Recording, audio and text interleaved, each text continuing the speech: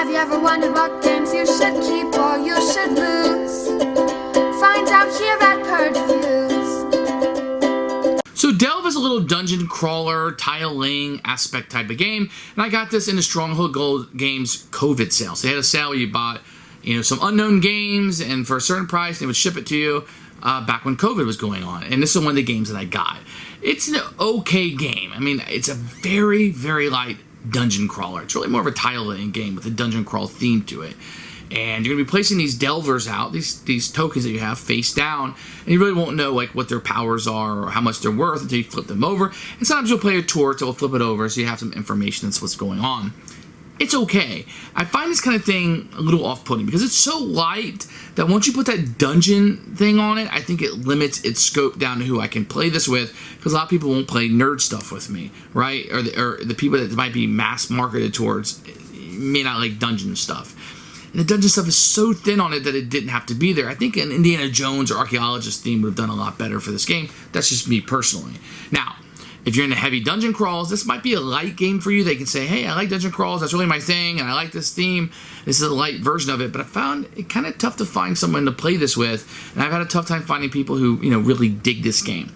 And most of the people that I got feedback on that liked it was like people who like to play it with their children, or like a son, maybe 10, 12, or a daughter somewhere in that age, where it's like, you don't want anything too taxing, something a little bit quicker to play, but there's still some strategic decisions that are made into it, and I think it fits that.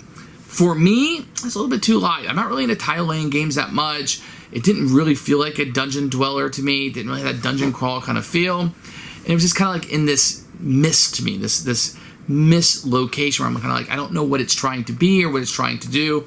And it didn't really fit anything for me. It was okay. And to me, that was a miss. Not good enough to stay in the collection, so I'll be purging it. So here's Delve. You can see it's a very striking cover here with him coming out of the cave. He's got the loot. Somebody's attacking him. He's only got one eye. What is going on here?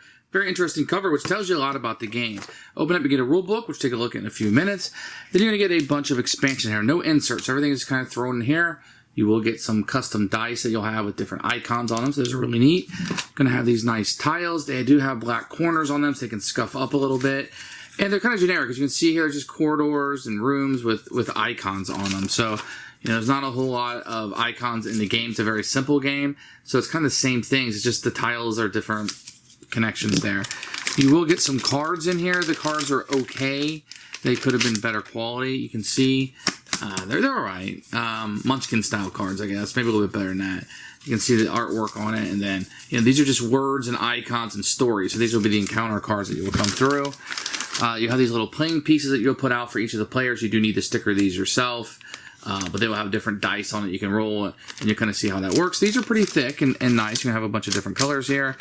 And then you'll have your first player marker that you'll have here, which is just a piece of cardboard.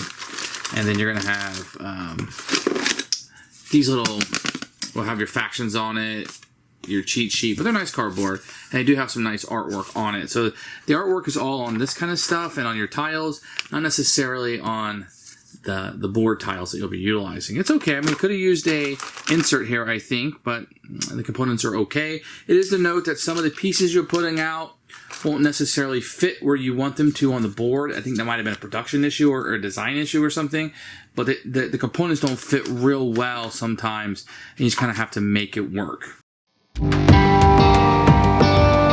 Here's the rulebook. You can see unique art here. You can have a picture of all of the components, which is fantastic, and then a breakdown of those components. I like that quite a bit. The dungeon tiles, etc., and you have set up over here with a picture. So far, you should have a lot of the concepts of the game down. Then it will jump in gameplay, what you're going to do on any given turn, and you'll have this set up as you're going through here. The game is very, very simple to play. How the encounter works, XP tokens, and then the end of the game and how you will win. And there's a little bit of a guide on the back. Now, your player aids that you'll have will have a lot of the information on here that you'll be utilizing during the game. So between this two, you're pretty well set up. I didn't have a lot of rule issues. You can see it has plenty of pictures. I mean, pictures like this aren't very useful, just artwork, but you do have pictures like this with the examples. It breaks down everything you need to do through it. I think it's really, really good. We didn't have a lot of issues. Very good rulebook. So this is what you're kind of start out with. You're going to have a tracker here for combat and spoils. You really use that when you're going to battles.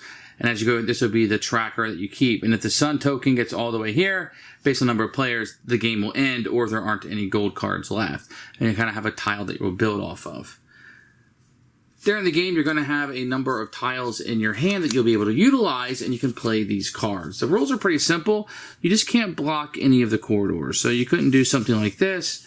Even like that would be fine. Just as long as the corridors aren't broken off, you can play that through. Then what you'll do is you'll draw another tile as you go through. Then you're going to have the optional role. You're going to have these delvers, which will be your people, and each one of them will have different icons on them and different dice that are available. You'll take one of these guys, and you can put it face down. You won't put it on the tile necessarily. It's going to be in the room that you're in, etc. So you can just kind of put those out. Then the next player will go. They'll have there are 3 tiles. They will be able to put these out. Remember, you just can't block any of the stuff that will come out. So maybe you want to do this. You're not killing off the corridor. It's got places to go. You have a sun tile, which will move up the sun marker there. The sun marker will move because that icon came out. Then they will draw another tile into their hand, and they'll put out their delvers just like I did. So there's a few icons you got to know. So you have the sun icon, which I already told you about, which will move this track up. You have gold. This will be the gold that you'll fight over in completed rooms. These are the treasure that you will be fighting over in those rooms. You have things like torches. So if a torch is played, then, so let's say this was played here, all the delvers in that room will then be known, so you can kind of know because the torch illuminates light for everybody to know. And then there's these boots. If you play down the boots with the wings, you immediately get to take another turn. And that's pretty much all of the icons that you're going to see in the game. So you have some decisions about what kind of rooms you want to build up, and then when you will complete it. So let's say a room is completed, then all of the delvers there, if there's nobody there, nothing will happen. If there's one delver there, then they will get the gold that is there. The trick to the game is when there's a completed room, you will flip over the people that were there, and you'll get the number of dice. So if I was the white player and that room was completed and we were flipping over, he would get 3 purple dice and a red dice that he will roll. You will then roll your purple dice. You will move up on the charts if you have combat, or if you have spoils. You can see the swords are the combat, and this amount is the spoils. And where that's going to go is you will compare them to the other person.